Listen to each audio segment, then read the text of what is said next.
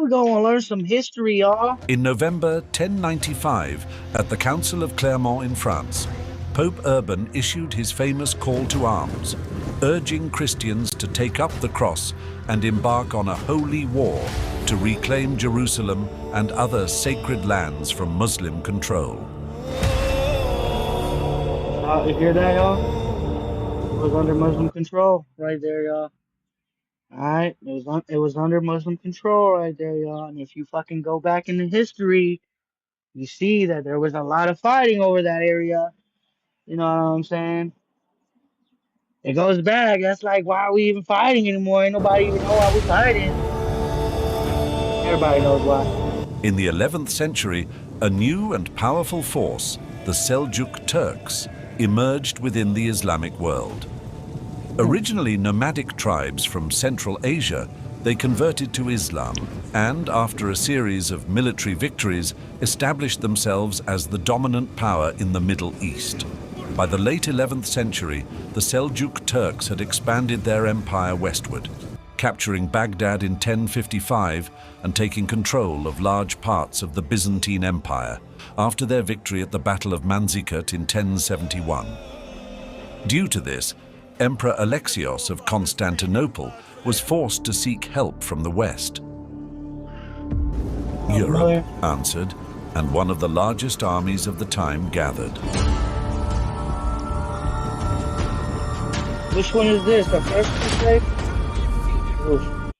I don't think they were successful, were they?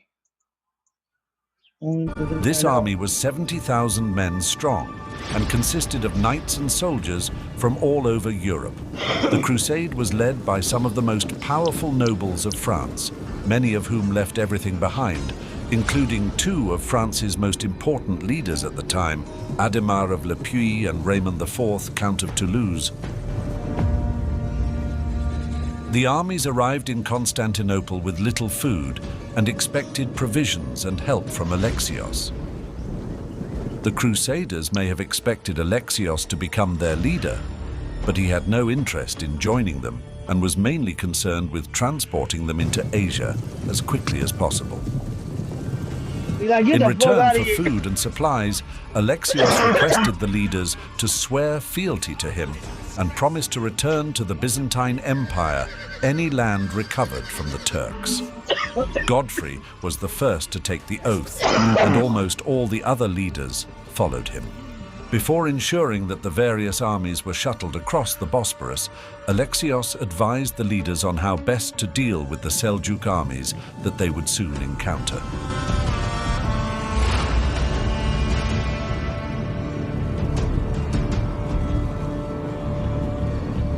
The Crusader army crossed into Asia in the first half of 1097. Can you imagine some shit like that now? Come on, just like think about it right here. Look. Look me in my eyes right now. Look. Did you see that line that they were in? Their first target. That's like the death row when fucking Ukraine and Russia started. And then Russia found out how fucked up and corrupt its own military was because all their fucking shit didn't work. That's embarrassing right there. But it happens. It happens. All that tells me is that they're not as strict on keeping everything tight as everyone says they are. Because how the fuck did that go unnoticed? Not one person is just supposed to check that. A lot of people should be checking it. Was Nicaea.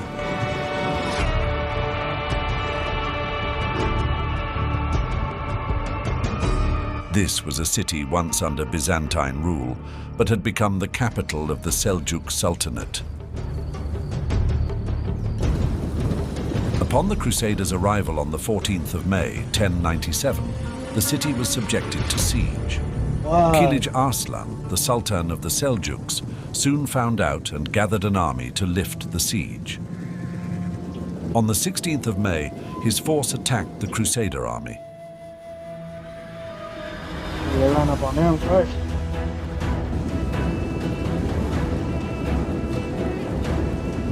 He said, what's good? What's good with it? Ah! Oh! goodness. I know this is just like fucking a simulation or whatever. But can you imagine that, bro? Just like I think you've seen it on 300 on the movie. Whenever the sky just darkens with all the arrows fucking coming from everywhere, bro. I don't know, bro. Like I don't know, bro. Cause nowadays it's real easy. Cause you ain't gonna see it coming. You just gonna blah, blah, blah, and dead, or you blow up. Or those are missiles. Ooh, let's go.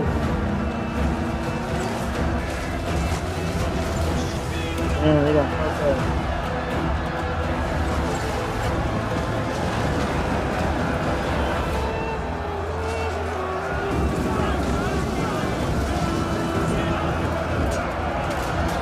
Damn!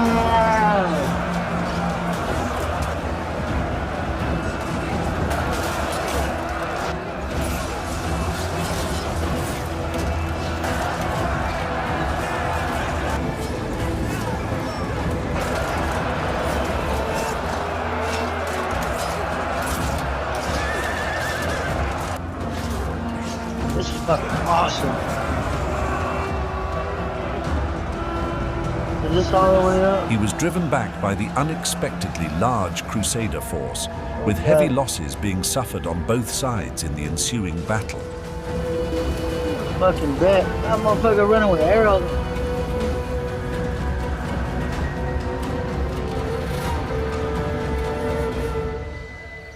Oh man. The siege continued, and the Turkish garrison finally surrendered on the 18th of June. There was some discontent amongst the Franks, who were forbidden from looting the city. This was ameliorated by Alexius financially rewarding the Crusaders.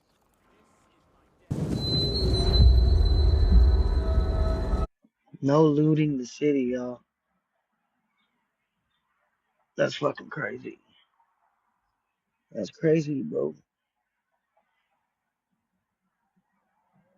I mean, if you know, you know. You know what I'm saying? If you know, you know. When it comes to people killing people and which religion they were when they murdered the whole city and which other religion was like, nah, we won't kill any of you people if you surrender. If you know, you know. If you don't know, then go find out. At the end of June, the Crusaders marched on through Anatolia. They were accompanied by some Byzantine troops under Tatikios, and they still harbored Just so y'all know, Byzantine, whatever the fuck, that's not a real name. That is not a real name. That is some shit that these fucking historians made up because that's the Roman Empire, y'all. That's the OG Roman Empire. And then it split into two because it was so big. Then you had the Romans over here and the Romans over here. But what people don't know is that the Byzantine or whatever the fuck, that's the OG Rome. Because before Rome split, the capital of Rome moved over here to this side. You feel me? I don't know which one. I think it was Constantinople, if I'm not wrong. And might be wrong when it comes to that shit, but it moved to this side. Maybe not. Maybe not. Maybe it was a different spot. I don't know. But that's the OG Rome right there. OG Romans. So take it as you want, because after the Roman Empire collapsed or whatever, it split into two. You had the fucking big side over here and the big side over here. the hope that Alexios would send a full Byzantine army to support them.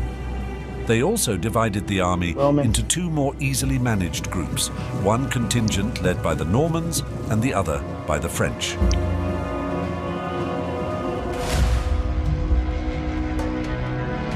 The two groups intended to meet again at Dorylaeum, but on the 1st of July, the Normans who had marched ahead of the French were attacked by Kili Arslan. The Normans deployed in a tight-knit defensive formation, surrounding all their equipment and the non-combatants who had followed them along the journey, and sent for help from the other group. With his army of horse archers, Arslan began surrounding the Crusader Oh, position. chills up.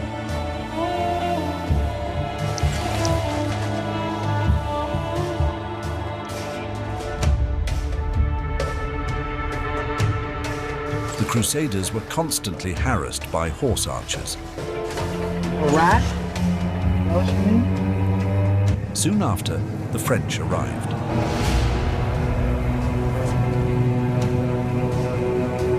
French.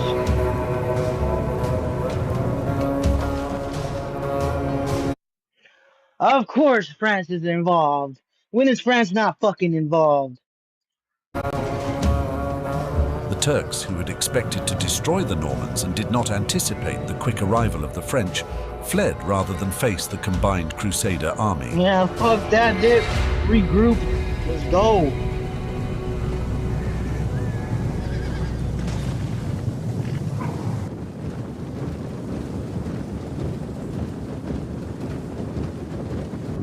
From then on, the Crusaders' Bro, march through Anatolia was I wonder what that sounded like.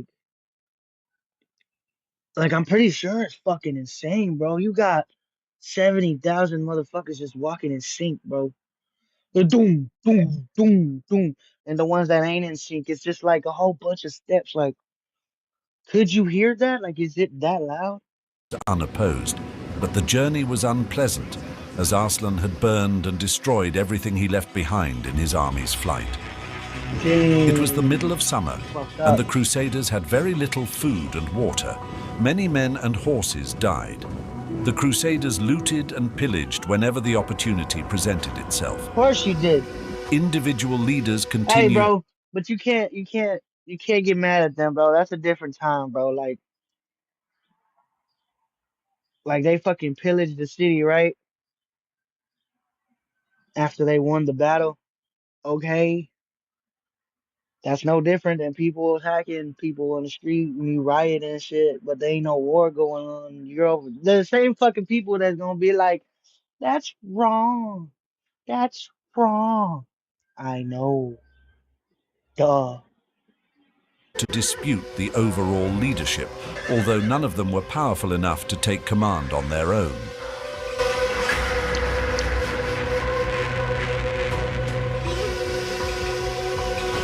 The Crusader army had marched on to Antioch, situated midway between Constantinople and Jerusalem. Antioch was extensive and heavily fortified. The idea of taking the city by assault was a discouraging one to the Crusaders, and so the Crusader army began a siege on the 20th of October, 1097. Guys, you have to remember that the Crusades were to take Jerusalem back. That's the sole purpose. This is all revolved around Israel, bro. And all that area right there. All that area right there. Always. Antioch was so large that the Crusaders did not have enough troops to fully surround it, and as a result, it was able to stay partially supplied. By January, the attritional 8-month siege led to hundreds, or possibly thousands, of Crusaders dying of starvation. In March, a small English fleet arrived with supplies, along with renewed foraging systems, and this eased the situation. Meanwhile, Kerboga, who was a Seljuk Turk commander, raised a coalition from southern Syria, northern Iraq and Anatolia with the ambition of extending his power from Syria to the Mediterranean.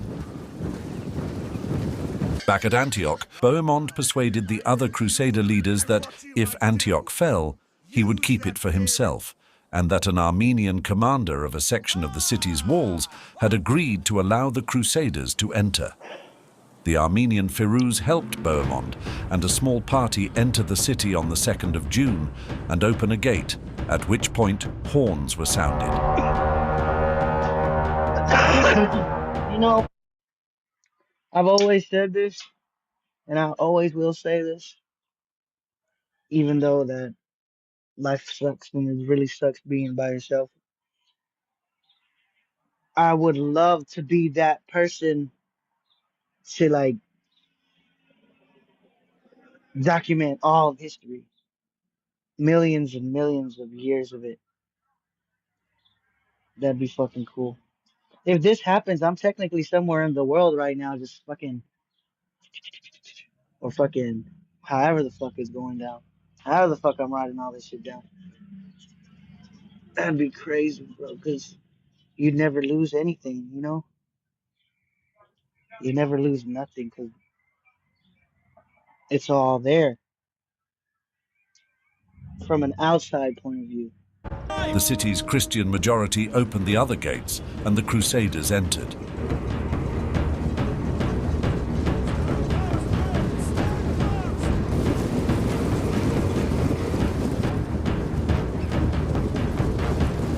In the sack, they killed most of the Muslim inhabitants and many Christian Greeks, Syrians, and Armenians in the confusion.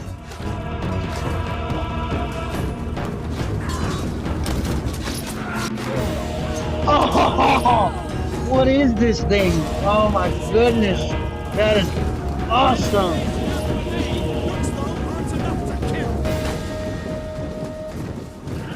One month later, the vanguard of Kaboga's 40,000-strong army arrived I don't think it and was that easy surrounded to the cut her head Franks. off, bro. From the 10th of June for 4 days, waves of Kaboga's men attacked the city walls from dawn until dusk.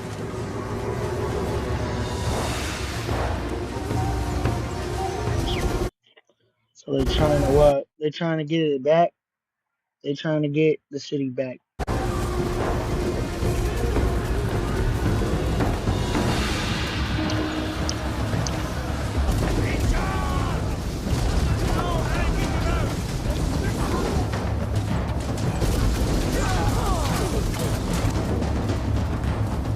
Having limited success, Kaboga then changed tactics to try to starve the Crusaders out. Morale inside the city was low, and defeat looked imminent. The Franks sought terms for surrender that were refused. On the 28th of June, 1098 at dawn, the Franks marched out of the city in 4 battle groups to engage the enemy.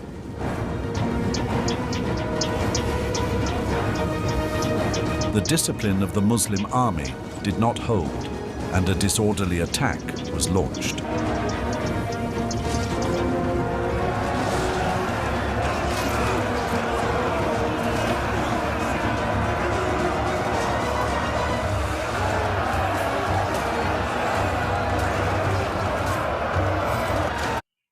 This is real battle right here, y'all. None of that killing your opponent from 100 miles that way type shit. No. This is how main battle should be fought. This is how it should be fought. Out of respect, out of, you know, equal footing type shit. Nobody has a secret fucking explosive that's gonna make you fucking incinerate. Ow! Okay, I'm sorry.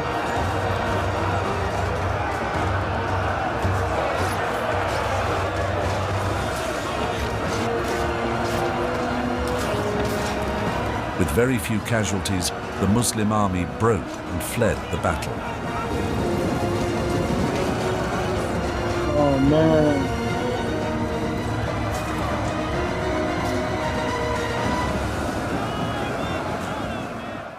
Following the battle, Bohemond asserted his claim to Antioch, but not everyone agreed, so the crusade was delayed for the rest of the year while the nobles argued amongst themselves.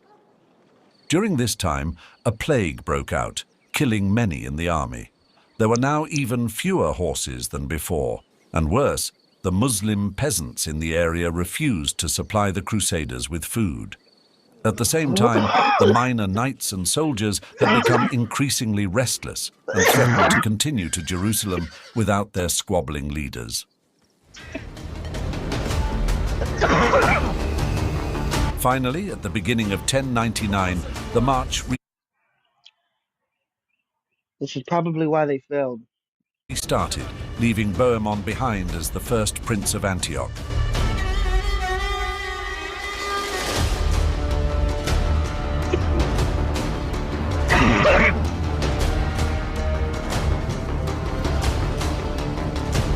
Proceeding down the Mediterranean coast, the Crusaders encountered little resistance, as local rulers preferred to make peace with them and furnish them with supplies rather than fight. The Crusader forces began to grow, with Robert Curthose and Tancred agreeing to become vassals.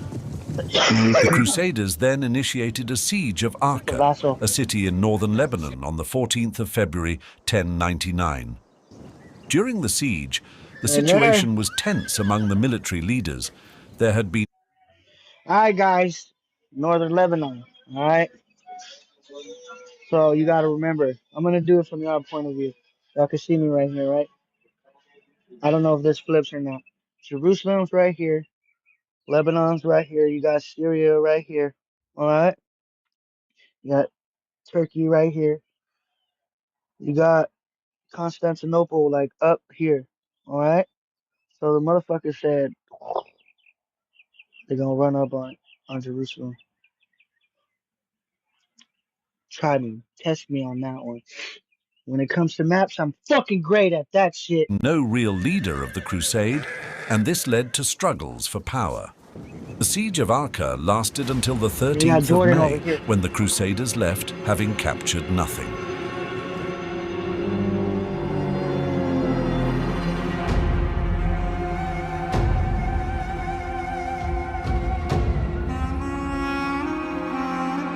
At Jerusalem, the Fatimids had recaptured Jerusalem from the Seljuks and attempted to make a deal with the Crusaders, promising freedom of passage to any pilgrims to the Holy Land on the condition that the Crusaders not advance into their domains. But this was rejected. The Fatimid Iftikhar al-Dawla was governor of Jerusalem and well aware of the Crusaders' intentions, so he expelled all of Jerusalem's Christian inhabitants. On the 7th of June, the Crusaders reached Jerusalem. Many Crusaders wept upon seeing the city they had journeyed so long to reach. The Crusaders' arrival. Here's the crazy thing about this, bro. Both sides think they're right. Both sides think they're fucking correct. That's why it's so, emotional for both sides, bro. It's like, oh, they're trying to take my land that God has promised me. And the other side is like, I'm trying to reclaim my land that God has promised me. You know what I mean? Not knowing it's for both of you. Jerusalem revealed an arid countryside, lacking in water or food supplies. Here there was no prospect of relief. By the time the Crusader army reached Jerusalem, it had been estimated that only about 12,000 men, including 1,500 cavalry, remained.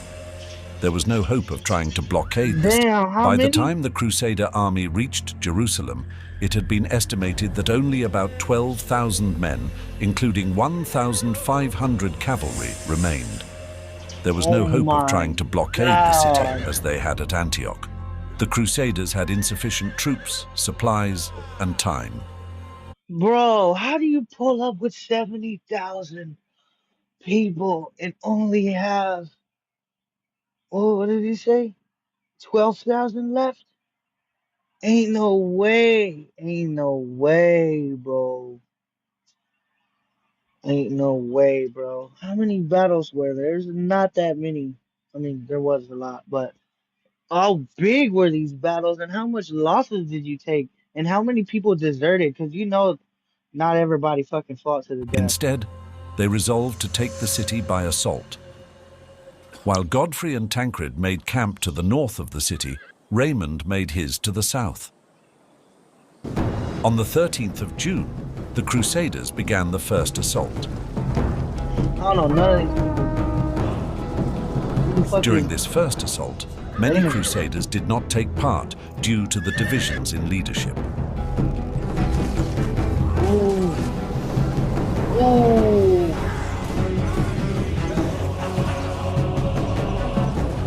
See, that's so smart, bro. You have a line of motherfuckers ready to throw their shit. The next one coming in a womb. So it's like there's always one coming out of that bitch.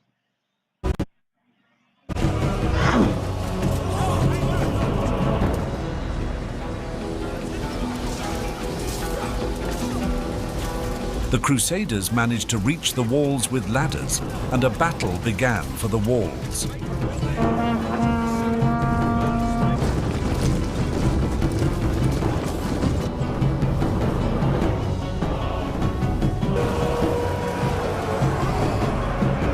You know how many people are probably piled up at the bottom of those ladders trying to get up that ladder?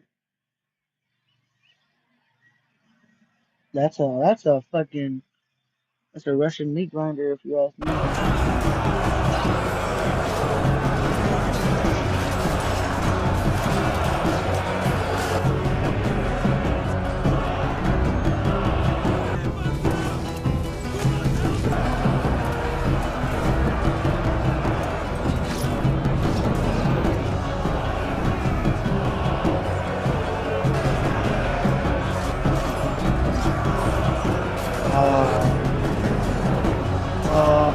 The men who had Oh. climbed the walls were killed. Seeing this, the rest of the Crusaders who partook in the first assault retreated. Those are the Crusaders? After the field, seeing this, the rest of the Crusaders who partook in the first assault retreated. They don't look like Crusaders. Those do. Killed. Seeing this, the rest of the Crusaders who partook in the first assault retreated. Everybody went up the stairs, dead. Everybody that's below the stairs, dead. After the Everybody failure of the running initial probably got assault, shot, a dead. meeting between the various leaders was organized, and it was agreed that a more concentrated attack Come on, getting shot with an arrow still counts as getting shot. You know what I'm saying? Just nowadays, you gotta phrase it. You're like, yeah, I got shot.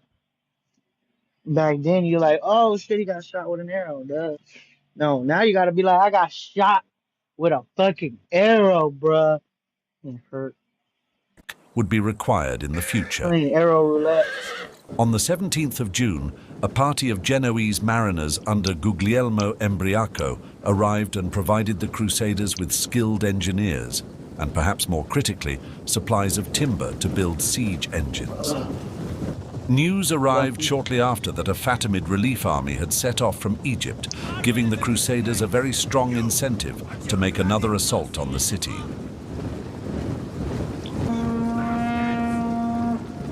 The final assault on Jerusalem began soon after this information reached the Crusaders. A final push was launched at both ends of the city. Raymond's troops attacked the south gate, while the other contingents attacked the northern wall. On the northern side, the Crusaders scaled the walls and began to capture them.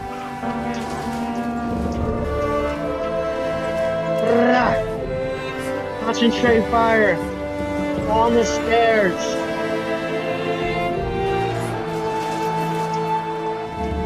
The speed at which the Crusaders reached the walls caused a panic, and the defenders soon abandoned the walls, allowing the Crusaders to enter the city.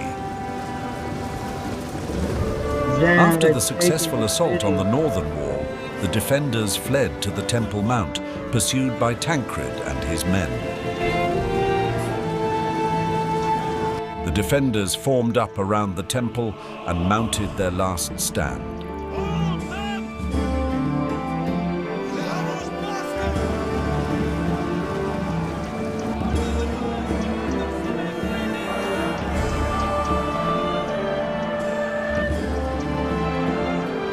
Remember the Alamo.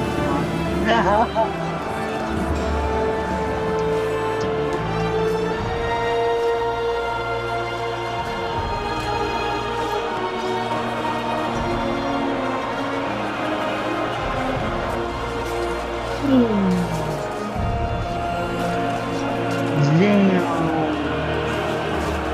That must suck.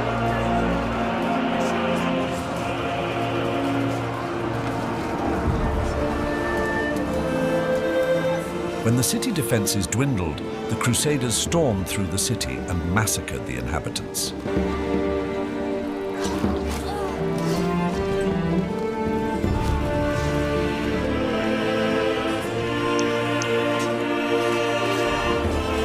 With the Crusaders now in the city, Raymond and his men marched into the city.